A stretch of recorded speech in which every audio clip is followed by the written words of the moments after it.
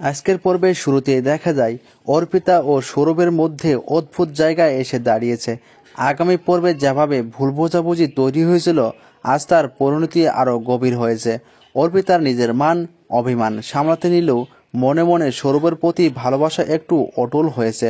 অন্যদিকে দেখা গিয়েছে সৌরভ আজ নিজের ভুল বুঝতে শুরু করেছে।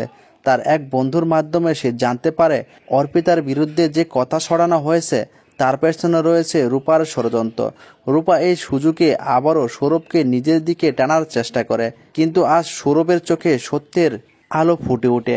গল্পের মধ্যভাগে দেখা যায় অর্পিতার নিজের আত্মসম্মান বজায় রেখে বাড়ি ছেড়ে যাওয়ার সিদ্ধান্ত নিচ্ছে। পরিবারের সদস্যদের চোখে জল, কিন্তু কেউ তাকে থামায় না। সেই দৃশ্যটি আজকের পর্বের আবেগঘন মুহূর্ত হয়ে উঠেছে। সেই দিকে দেখা গিয়েছে সৌরভ বুঝতে পারে সে যাকে হারাচ্ছে সেই তার জীবনে সত্যিকারের আলো। সে ছুটে যায় অর্পিতার পিছনে পিছনে, কিন্তু ঠিক তখনই এক বড় দুর্ঘটনা ঘটে, যা আগামী পর্বের জন্য এক বিশাল টুরিস্ট হতে চলছে। তো বন্ধুগণ, কোণে দেখা আজকের আলো পর্বের ভালোবাসা, ভুল বোঝাবুঝি আর আবেগে ভরা প্রতিটি দৃশ্য ছিল একেবারে অমায়িক।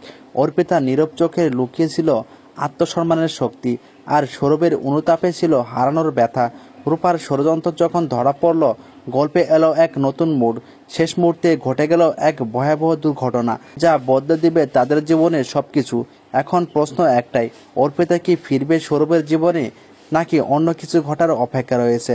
দেখে নিন পরের পর্বে কোণে দেখা আলো কি আবারও জ্বলে ওঠে? তো বন্ধুরা, আপনার মতামত জানিয়ে দিন কমেন্ট বক্সে কমেন্ট করে। তো পরবর্তী আপডেট সবার আগে জানতে এখন চ্যানেলটি সাবস্ক্রাইব করে একটি লাইক করে পাশে থাকুন।